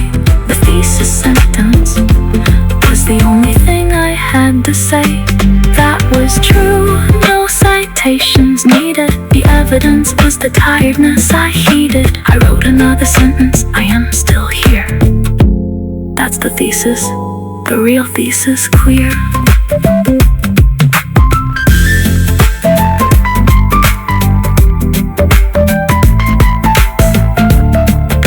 I never turned in that thesis sentence. It's still in my notebook, page 47. A thesis sentence I wrote at 4 a.m. You were not for the professor, you were for me. The coffee is cold, the lamp is warm, I am still here. That's the only thesis that matters at 4 a.m. or any hour. A thesis sentence I wrote at 4 a.m. I keep you folded in the back of my mind. When the pressure comes, I unfold you and remember, the truth doesn't need citations, just honesty at the right hour. A thesis sentence I wrote at 4 a.m. 4 a.m.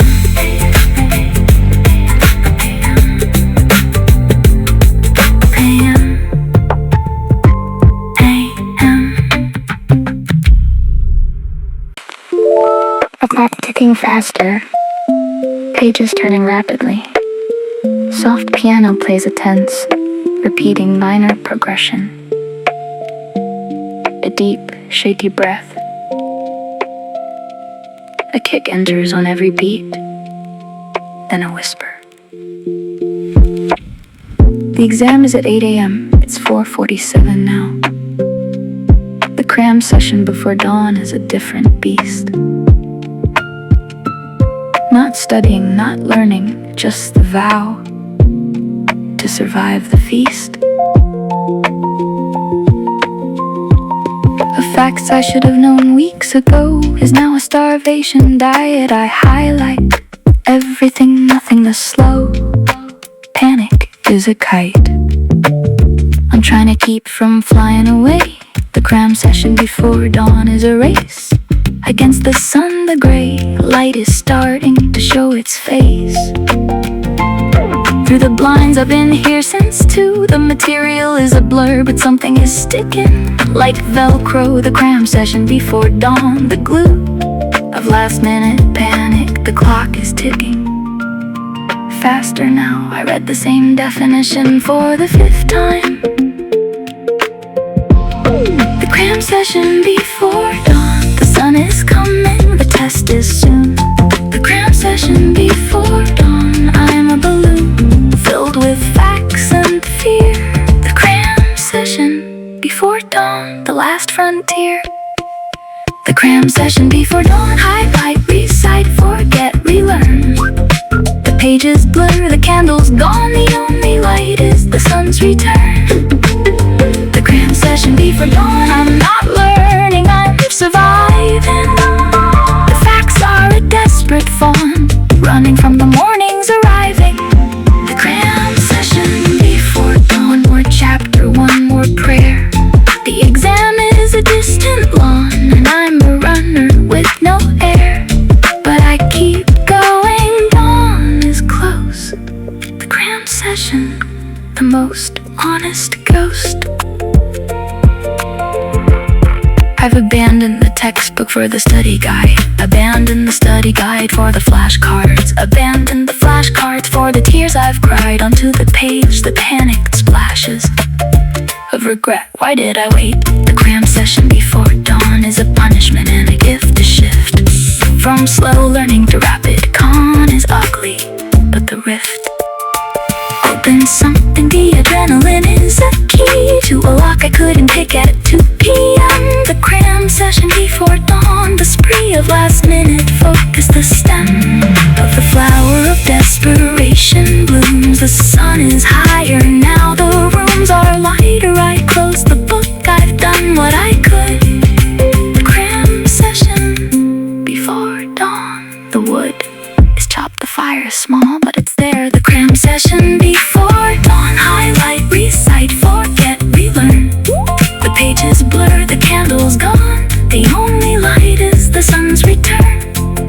The cram session before dawn. I'm not learning, I'm surviving.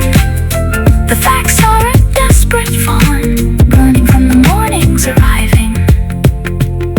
The cram session before dawn is a confession of procrastination, but it's also a lesson in what the body can do when the deadline is a train. The brain is a sprinter, not a long-distance rain. Tonight I've covered more material in 3 hours than in 3 weeks. The cram session has powers that slow study does not. Better, just different. The panic is an efficient, cruel, magnificent engine. I hate it, I also thank it. The sun is almost up, I need to tank it with coffee and shame, but also with a strange pride. I did what I could, I didn't hide. The cram session before dawn is a mirror I don't want to look into, but the clearer truth is that sometimes life requires the sprint.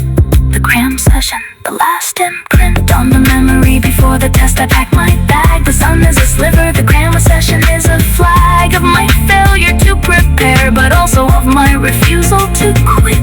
The cram session before dawn, the bit of hope that survives the shame. I stand up, dawn is here.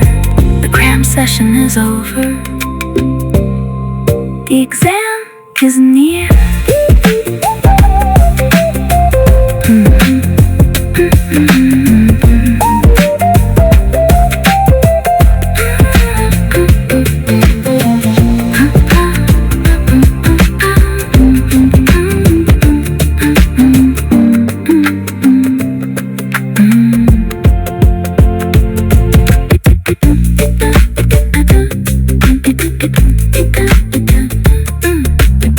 The clam session before dawn. It's 6:47 a.m. The sun is fully up. I close the textbook for the last time. The cram session before dawn is done. I don't feel ready, I feel something else. Alive, awake, raw. The cram session before dawn. You were ugly and beautiful, unnecessary evil.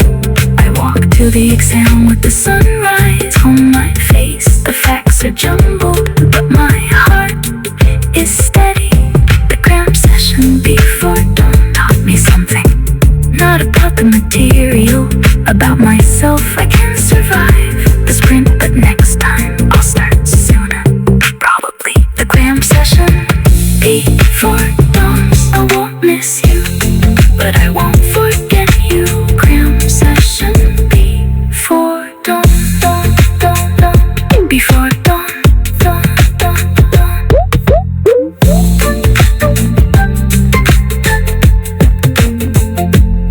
Before dawn.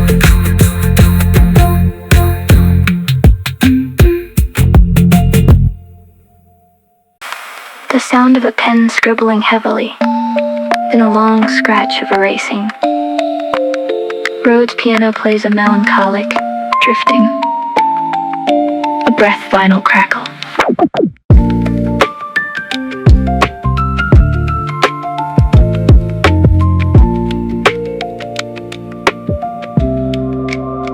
I was flipping through my notebook from last year and found a page crossed out so completely. The ink was a black forest, the sheer violence of the erasure, the defeat of whatever I was trying to say. I held it up to the light, a few words survived, maybe not the away. The rest was a grave I'd arrived at, a scene I didn't remember deleting, a whole argument, a whole idea. Now it scratches the meeting of my past self and my present fear that I do the same thing, still write, hate, erase. The deleted scene from my notes is a place. Deleted scene from my notes, the ink is dead, the thought is gone. Deleted scene from my notes, what were you trying to spawn? That I murdered you with a pen. Deleted scene. What happened then? Deleted scene from my notes. You didn't make the final cut, but you were there, the quotes you held, the arguments you struck and lost. Deleted scene from my notes. Not every thought deserves to live, but every thought deserves the votes of its creator. I forgive myself for killing you. The page is a graveyard of a different age. Deleted scene from my notes. You tried and then you died, but you were my guide to the next lot, the one that stayed. Deleted scene. I'm not afraid. I remember now, it was a paragraph about failure. I wrote it at 3 a.m. after a bad grade. The tone was bitter, the language was a jailer of nuance. I read it the next morning, the cascade of self-pity was embarrassing, so I crossed it out, not gently, with fury. The pen was a knife, now looking at it I feel a different doubt. Not about the content, about the strife. I was in the deleted scene, was a scream I needed to scream. The crossing out was the dream of control, but the deleted scene still exists under the scratches, the mists of ink can't hide the feeling I was hurting. And I wrote, then I erased the converting of painted paper to nothing. The cycle of the struggling student. The title of this album could be deleted scenes. The notes that didn't make it, the quotes that died so the others could live. I trace the scratches with my finger, a strange grace. Deleted scene from my notes. You didn't make the final cut, but you were there, the quotes you held, the arguments you struck and lost. Deleted scene from my notes. Not every thought deserves to live, but every thought deserves the votes of its creator. I forgive myself for killing you. The page is a graveyard of a different age. Deleted scene from my notes. You tried and then you died, but you were my guide to the next thought, the one that stayed. Deleted scene. I'm not afraid. The director's cut of my notebook would be 3 times as long, full of deleted scenes, angry rants, love letters to professors I never sent, diagrams that were wrong, philosophies that were confessors of my worst self. The deleted scene is a museum of what I didn't become, not failure, just the freedom to change my mind. The crossing out is a form of growth, the ink storm that killed the paragraph, also worth the next. The deleted scene is a text on the art of letting go. I don't mourn the lost words, they were never fully born. They were still born, but they taught me something about my voice. The deleting was a buffing of the lens. The final draft is clearer because the deleted scenes were the mirror I needed to look into, then shatter. The deleted scene doesn't matter, it matters completely. I close the notebook. The scratched out page is a crooked but honest window into who I was. I leave it there, not erased further, just a prayer for the deleted scenes of my future self. May they be many, may they leave the truer shelf.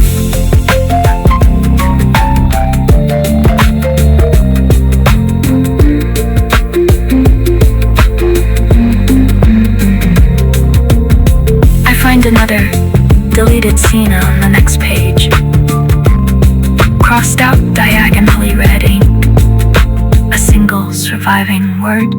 Nevertheless, I keep it. Deleted scene from my notes. You are not a failure. You are a fossil of my becoming. I will write more deleted scenes tomorrow, and the next day, and the day after. That's the process, not perfection, just persistence.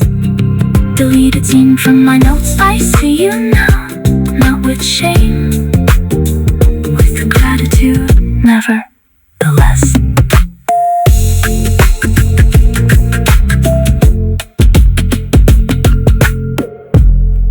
The less.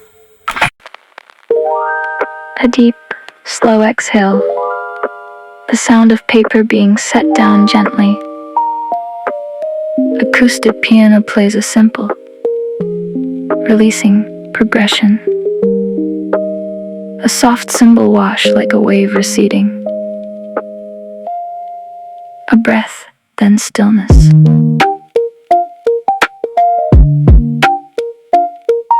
The grade is posted, I haven't looked yet. I'm sitting in my chair, hands in my lap. The laptop is closed, the internet is a threat. I'm not ready to unwrap, because the number will change something, not my knowledge, my worth. The grade is a small god, the offering of my semester, the blade of judgment. But I'm not opening the page, not yet, maybe not today. Letting the grade go is a different kind of wage, the kind that doesn't grow. From a rubric I breathe, the grade can wait. It's just a number. My fate is not decided by a percentage. Letting the grade go is the slow release of a fist I've been clenching for months. Letting the grade go, the number has no power unless I give it the slow exhale. Is the flower of rebellion. Letting the grade go, I am more than the curve is a shadow. Letting the grade go, the A, the B, the C, the F. The grade is a ghost, the real learning is what's left after the number fades. Letting the grade go, I close the laptop, I breathe, I know that the semester was not a race. It was a slow, imperfect grace. Letting the grade go, the paper is graded, the heart is not. The grade is a small, forgettable dot on a long, long road. I remember every grade I've ever gotten. The A's made me proud for a week. The C's made me feel rotten for longer. The critique of myself was never the grade itself. It was the story I told about it. The A means I'm worthy. The C means I'm on the shelf of failure. The grade was a counterfeit for self-worth. I'm done with that story. Letting the grade go is not giving up, it's growing up. The glory is not in the number. The cup is not filled by a rubric. I open my hands, the grade can fall where it lands. I will not pick it up and worship it. The grade is a tool, not a permit to exist. I exist regardless. Letting the grade go, the A, the B, the C, the F. The grade is a ghost, the real learning is what's left after the number fades.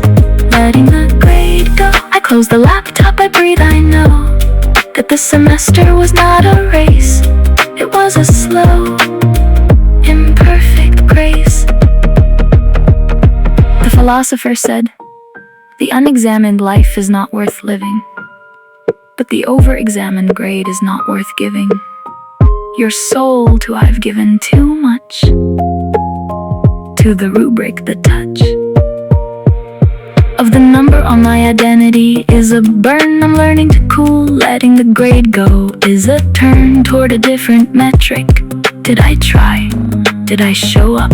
Did I cry when it was hard? And keep going, that's the grade that matters, the one I made for myself. The professor's letter is a data point, not a coronation, not an anointing. The joint between effort and outcome is not the grade, it's the person I became in the process. The blade of comparison is dull, now I set it down, letting the grade go. The crown is not a letter, it's the breath in my lungs after the semester's death and rebirth. I am not my transcript, I am the living, breathing manuscript.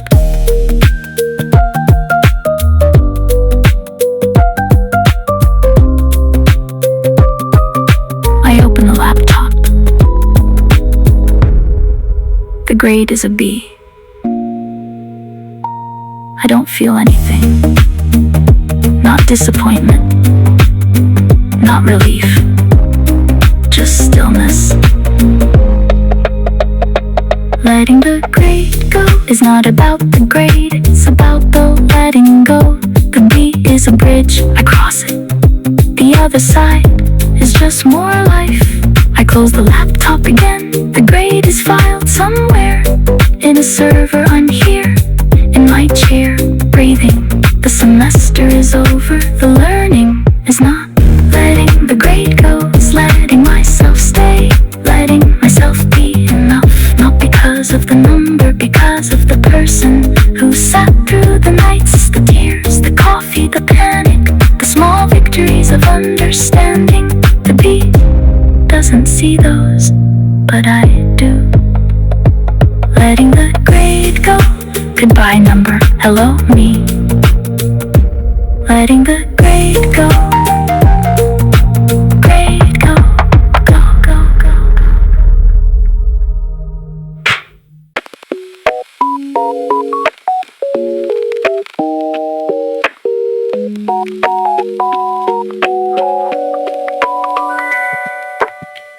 Radio static, soft, warm, crackling. A single piano note held for 15 seconds. Ambient pad fades in like fog lifting. The static slowly begins to fade. A deep breath. The album is ending. The night is almost over. The static between the hours has been my home. For 20 tracks, the rover of my attention has wandered. The poem of this semester is closing its final page. I look back at the desk, the coffee cups, the crumpled notes, the exhaustion, the rage, the beauty. The static was the sup of a different kind of learning, not linear, not clean, just real. The between the hours was where I found the clearer version of myself, the scene of the accident of living while studying. The static held me, now it's fading. Static, then silence, the hum is done. Static, then silence, the night is won. Not because I finished, because I stayed. Static, then silence, the debt is paid. Static, then silence, the radio goes quiet. The hours between are now a science of memory. I don't deny it. Static, then silence, the lamp is off, the book is closed. The learning that the night imposed is not on any test. It's a license to be human. Static, then silence, I close my eyes, the noise departs. What's left is not the grades or arts, just the soft, warm, quiet violence of letting go. Static, then silence. I think about the first track, static between the hours, and how scared I was to start. Now the last track is a garden of flowers grown from the static. The art of this album was not the lyrics or the beats, it was the permission to be unfinished. The hours between the streets of productivity, the diminished but honest version of myself. The static was not interference, it was the fabric of my actual experience. The late nights, the confusion, confusion, the small lights of understanding. The static and silence is the shape of this semester's violence and peace. I lay down my pen, the static fades, I breathe, amen.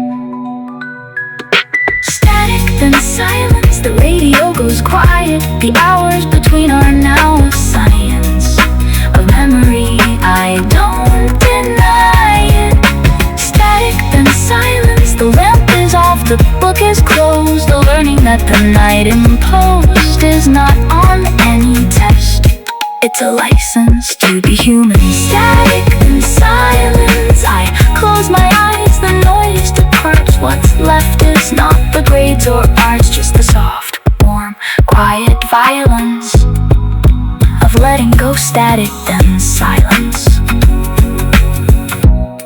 This is the final track, the last page of the notebook.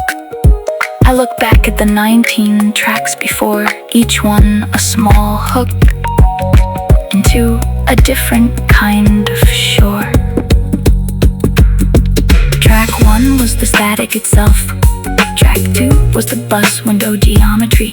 Track 3 was the lecture on the shelf of almost memory. Track 4 was the caffeine crash. Track 5 was forgetting to breathe. Track 6 was the emergency lights flash. Track 7 was the half-finished read of a sentence.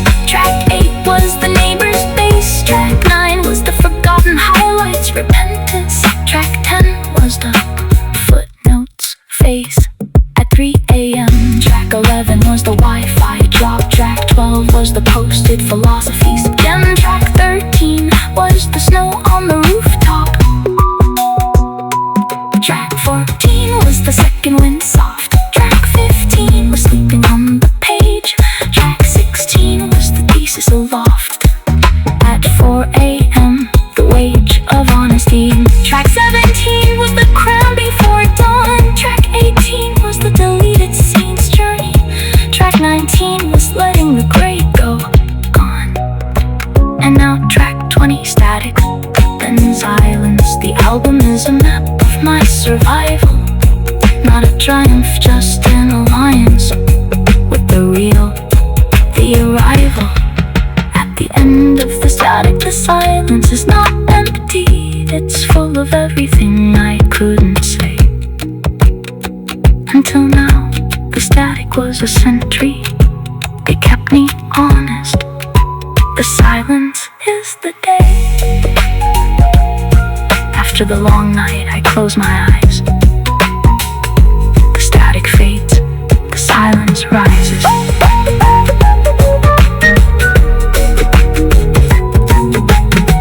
Sparks, static, and silence. The radio is off, the hours between are over.